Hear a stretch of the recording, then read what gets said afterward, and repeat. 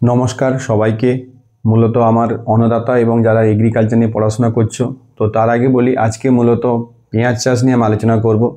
তার আগে বলে রাখি যে আমাদের পশ্চিমবঙ্গে প্রায় 22,000 হেক্টর জায়গাতে আমাদের পেঁয়াজ চাষ হয় শীতকালীন, এবং আমাদের যে চাহিদা লাগে প্রায় প্রতি বছর পশ্চিমবঙ্গে প্রায় 4 লক্ষ মেট্রিক টন পেঁয়াজ আমাদের চাহিদা লাগে, কিন্তু আমাদের উৎপাদন হয় 3 লক্ষ মেট্রিক টনের মতো। বাকি 1 লক্ষ মেট্রিক টনের জন্য আমরা মহারাষ্ট্রের উপর নির্ভরশীল হতে হয়। তো প্রথমেই বলে রাখি যে আমাদের প্রত্যেকদিন আমাদের পরিবারে যে রন্ধনে কিন্তু পেঁয়াজের একটা জুড়িমেলা ভার রয়েছে, এবং আমরা যে স্যালাড খাই সেখানে আমাদের পেঁয়াজ লাগে, এবং পেঁয়াজের বেশ কিছু গুরুত্ব জায়গা রয়েছে। যেমন গরম আপনার হচ্ছে সানস্ট্রোক থেকে কিন্তু পেঁয়াজ যদি কাঁচা পেঁয়াজ খেয়ে থাকি, কিন্তু সেখান থেকে কিন্তু সানস্ট্রোকের কিন্তু মতো একটা কঠিন রোগ কিন্তু রক্ষা করা যায়।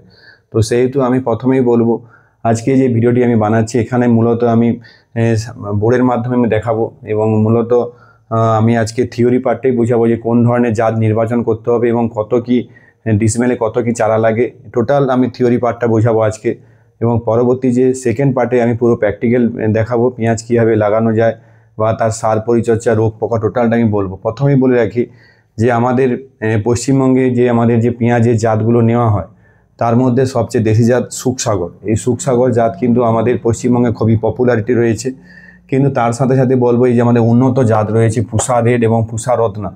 এই জাতগুলোও কিন্তু খুব গুরুত্বপূর্ণ জাত। এই দুটো জাত কিন্তু আমাদের যথেষ্ট মানে সুখসাগরের তুলনায় কিন্তু অনেকটা বেশি আপনার প্রোডাক্টিভিটি বা প্রোডাকশান বেশি দেয়।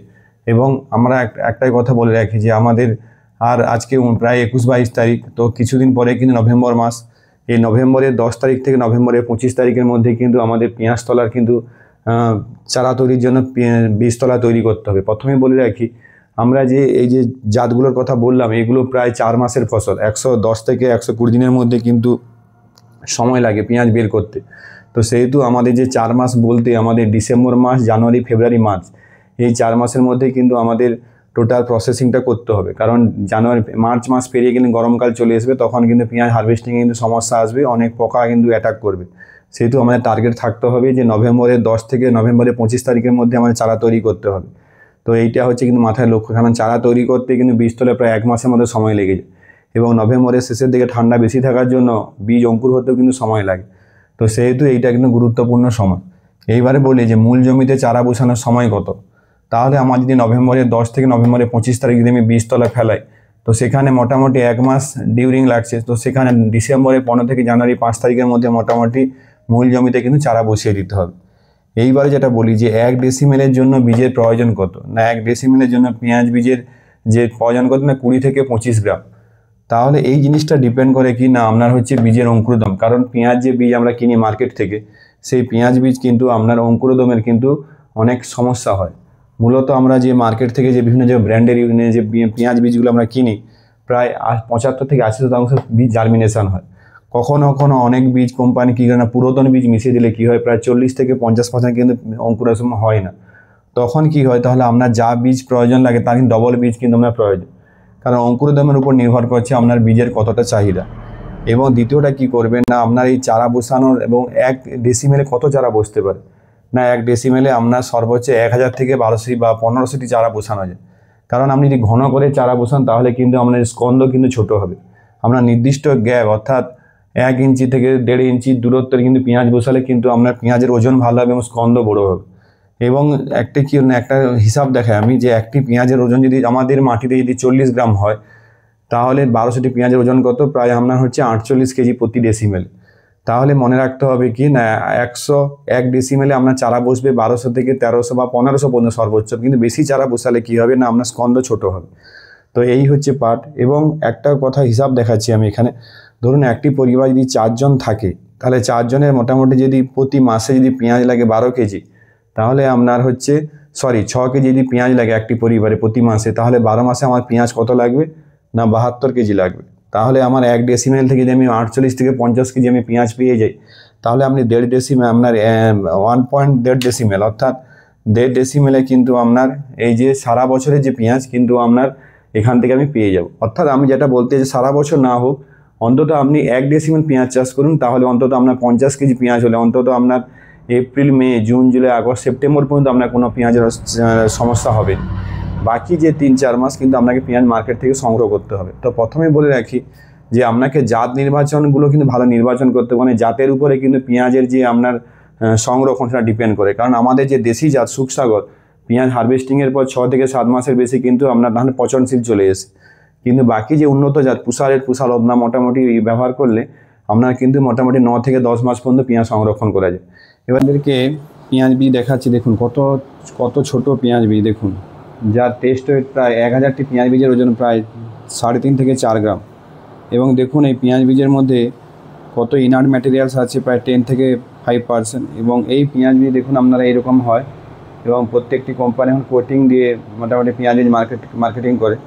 তো এই হচ্ছে পেঁয়াজ বীজ। তো প্রথমেই বলে রাখি, এই পার্টে আমি এখন বলবো যে পেঁয়াজ বীজের ক্ষেত্রে কোন কোন সার প্রয়োগ করতে হবে। প্রথমেই বলে রাখি যে 1 ডেসিমেলের জন্য সার কী কী লাগে। প্রথমেই বলে রাখি, পেঁয়াজ যেহেতু মাটির নিচের ফসল, অর্থাৎ আমরা যেটা মার্কেটিং করবো বা যেটা আমার প্রোডাক্টিভিটি বা সেই ফসলটি মাটির নিচে থাকার জন্য মাটি যত ঝুরঝুরে হবে তত কিন্তু পেঁয়াজের স্পন্দও ভালো হবে। এই জন্য আমি একটাই কথা বলবো, পেঁয়াজ চাষের ক্ষেত্রে কিন্তু জৈব সারের প্রতি আমাদের নজর দিতে হবে। কারণ মাটি যত নরম হবে তত পেঁয়াজের স্পন্দ স্ফীত হবে এবং বাড়বে। সেহেতু আপনাদেরকে এখন প্রত্যেক পরিবারের মধ্যে গবাদি পশু না থাকলেই বলে চলে, সেহেতু আপনারা লোকাল যেখানে কেঁচো সার সংগ্রহ করুন। কেঁচো সার প্রায় 20 থেকে 25 কেজি প্রতি ডেসিমেলে দেওয়ার চেষ্টা করুন, বা আপনার খামার সার যদি থাকে প্রায় 40 থেকে 50 কেজি প্রতি ডেসিমেলে দিন। এবার রাসায়নিক সার কি না, রাসায়নিক সারকে আমি এখানে মূলত এনপিকে বলা হয়েছে। এনপিকে ইউরিয়া, এসএসপি এবং এমওপি। ইউরিয়া আপনার প্রতি ডেসিমেলে 1.5 থেকে 2 কেজি মতো লাগবে, আর এসএসপি লাগবে 2.5 কেজি। কারণ এসএসপির মধ্যে কী থাকে না, এসএসপির মধ্যে থাকে আপনার হচ্ছে, আমরা এসএসপির মধ্যে জানি শুধুমাত্র ফসফেট থাকে, কিন্তু এছাড়াও 2টো পুষ্টিমূলক থাকে, ক্যালসিয়াম প্লাস সালফার। এই সালফার কিন্তু যথেষ্ট ভূমিকা রয়েছে পেঁয়াজের যে গন্ধ হয় বা পেঁয়াজের ঝাঁঝালো ভাব থাকে, সেই ঝাঁঝালো ভাবটা কিন্তু সালফার থেকে আসে। ডাই অ্যালাইল সালফাইড বলে পেঁয়াজের যে গন্ধটা, তার নাম টেকনিক্যাল। তো আমি কথা এই জন্য বলবো যে এসএসপি কিন্তু আপনাকে পেঁয়াজ চাষে কিন্তু অতি অবশ্যই দিতে হবে, বা আলাদাভাবে আপনাকে সালফার প্রয়োগ করতে হবে। কারণ সালফার যত ভালো থাকবে মাটিতে, তত আপনার পেঁয়াজের কিন্তু ঝাঁঝালো গন্ধ থাকবে। তাহলে আপনার এসএসপি আপনার খুব কম টাকার সার, 10 টাকা কেজি, আপনি সেখানে 2.5 থেকে 3 কেজি প্রয়োগ করতে পারেন। আর মিউরেট অফ পটাশ, অর্থাৎ পটাশ আপনার 1 থেকে 1.5 কেজি প্রয়োগ করতে হবে। এইবারে সারটা আপনি কখন দিবেন না, চারা রোয়ার দিন আপনার যা ইউরিয়া রয়েছে তার হাফ ইউরিয়া এবং পুরো ফসফেট এবং হাফ পটাশ কিন্তু আপনাকে চারা রোয়ার দিন বা চারা রোয়ার আগের দিন কিন্তু মাটিতে প্রয়োগ করতে হবে। বাকি রোয়ার 25 দিন পরে আপনাকে হাফ যে নাইট্রোজেন থেকে গেল তার 1/4 ইউরিয়া দিতে হবে। আর বাকি রোয়ার 45 দিন হচ্ছে 1/4 ইউরিয়া। আর বাকি যে পটাশ, সেই হাফ পটাশ কিন্তু আপনাকে রোয়ার 25 দিনের পরে দিয়ে দিতে হবে। অর্থাৎ এইখানে আপনাকে সার যে কখন কি প্রয়োগ করতে হবে এবং কতটা পরিমাণ সার লাগে তা আমি বোঝাতে পারলাম। তো একটাই কথা আমি বারবার যেটা ট্রেস করছি বা মানে প্রেসার দিচ্ছি, সেটা হচ্ছে আপনাকে সালফেট কিন্তু অতি অবশ্যই দিতে হবে। সালফার নিউট্রিয়েন্ট যত ভালো থাকবে তত পেঁয়াজের ঝাঁঝালো গন্ধ ভালো থাকবে। এইবারে বলে রাখি যে রোগ পোকার ক্ষেত্রে, কারণ আমার বিগত 10-12 বছর চাকরির অভিজ্ঞতাতে অনেক কৃষক বন্ধু পেঁয়াজ নিয়ে মূলত ঠিক রোয়া থেকে যখন পেঁয়াজ মূল জমিতে লাগায় তার 1 মাসের মধ্যে অনেক চাষি কিন্তু হতাশাগ্রস্ত হয়ে পড়ে। তার মূল কারণ যে পোকাটি পেঁয়াজ চাষিদের ঘুম কেড়ে নেয় তা হচ্ছে এই থ্রিপস। এটি কিন্তু একসময় মাইনর পোকা ছিল, এখন কিন্তু মেজর পোকাতে রূপান্তরিত হয়েছে। কারণ দীর্ঘদিন কৃষক বন্ধুরা অ্যানাকোন্ডা 505, হামলা এইসব ওষুধ প্রয়োগ করার ফলে কী হচ্ছে, এই যে সাইপারমেথ্রিন সে দিন হবে কী হচ্ছে না, আমাদের বাস্তুতন্ত্রে যে বাকি যে জীবকুল কিন্তু নষ্ট করে দিচ্ছে। তার ফলে এই ধরনের শোষক পোকা, সাদামাছি, জাপ পোকা, আপনার মাকড়, এইগুলো দিন হবে কিন্তু বেড়ে চলেছে। তার মধ্যে একটি হচ্ছে পেঁয়াজের চষি পোকা বা অনিয়ন থ্রিপস বলা হয়। এইগুলো লক্ষণটা কি, লক্ষণ আমি ছবিতে দেখাবো, আপনারা দেখবেন যে পেঁয়াজের যে ডগা, সেই ডগাতে দেখবেন সাদা ছোপ ছোপ দাগ হয়ে যায় এবং দূর থেকে যেন সিলভার টপ দেখা যায়। এবং এর জন্য অনেক মার্কেটে ভালো ওষুধ চলে এসেছে এখন মার্কেটে, কিন্তু আমাদের মূল যেটা সমস্যা হয়, আপনাদের যার মূলত কৃষক বন্ধুরা কোথায় নিয়ে যায় তার সমস্যার কথা না, লোকাল যে সার দোকান বা ওষুধ দোকান, তারা কিন্তু প্রথমে কিন্তু নির্বাচন করতে ভুল করে যায় কোন ওষুধ প্রয়োগ করবেন। তো আমি 2-3টা টেকনিক্যাল আমি বলছি এখানে। তো প্রথম টেকনিক্যালটা বলছি ফ্লুক্সামেটামাইড। এটা হচ্ছে গোদরেজ কোম্পানির, মানে গ্রেসিয়া নামে মার্কেটিংয়ে পরিচিত। গ্রেসিয়া বললে কিন্তু আপনি এখানে পেয়ে যাবেন। এছাড়াও একটি অ্যালান্টো বলে একটি বায়ার কোম্পানির টেকনিক্যাল হচ্ছে থায়োক্লোপিড। এই থায়োক্লোপিড কিন্তু আরও অনেক কিন্তু বিভিন্ন কোম্পানি কিন্তু ব্র্যান্ড নামে পাওয়া যায়, শুধু অ্যালান্টো দিতে হবে এমন কোনো কথা নেই। আপনি এই টেকনিক্যালটা মনে রাখুন, থায়োক্লোপিড। লাস্ট টেকনিক্যালটা খুব কমন টেকনিক্যাল, ইমিডাক্লোপিড, এটা কনফিডো নামে পাওয়া যায়। এছাড়া আপনার মার্কেটে এই টেকনিক্যালের প্রত্যেক কোম্পানির নিজস্ব ওষুধ রয়েছে। তো আমি একটাই কথা হলো, আপনারা A থেকে B গ্রেডের কোম্পানির ওষুধ দেওয়ার চেষ্টা করুন, কারণ অনেক কোম্পানির ওষুধের কিন্তু যে পার্সেন্টেজ দেওয়া থাকে কিন্তু অতটা থাকে না, বিভিন্ন ল্যাবরেটরিতে পরীক্ষা করে দেখা গিয়েছে। এইবারে আরেকটা রোগ কী হয় না, ঠিক আমরা যখন পেঁয়াজ ডিসেম্বরের বা জানুয়ারি মাসের দিকে হালকা কী হয় না, আপনার হচ্ছে দক্ষিণ পশ্চিম মৌসুমে বা উত্তর পশ্চিম মৌসুমের প্রভাবে কিন্তু হালকা বৃষ্টিপাত হয়, তখন কিন্তু এই পেঁয়াজের চারা, এই যে আপনার পেঁয়াজের চারা যখন এই জায়গাটা কিন্তু ধসা লাগে, এই ধসার জন্য আপনার মার্কেটে অনেক ভালো ফাঙ্গিসাইড রয়েছে এবং কি রয়েছে না আপনার কবচ নামে একটি পরিচিত, যে টেকনিক্যাল হচ্ছে ক্লোরোথ্যালানিয়ন 2 গ্রাম প্রতি লিটার জলে গুলিতে হবে এবং তার সাথে আপনাকে ম্যানকোজেব 2.5 গ্রাম প্রতি লিটার জলে গুলিয়ে মিশিয়ে রেজাল্ট দিলে ভালো হবে। এছাড়াও আপনার মার্কেটে আরও কবচ রয়েছে, রোকো রয়েছে, ডাইমিথোয়েট, এছাড়াও আরও অনেক মার্কেটে এখন অ্যামিস্টার স্টপ রয়েছে। অর্থাৎ আমি বলবো প্রথমে আপনি প্রাথমিক ওষুধগুলো দেওয়ার চেষ্টা করুন, পরবর্তী যদি না হয় তখন আপনি কিন্তু অ্যাজোস্ট্রোপিন বা ডাইফেনাকোনাজল এই গ্রুপের টেকনিক্যালে কিন্তু আপনি যাবেন।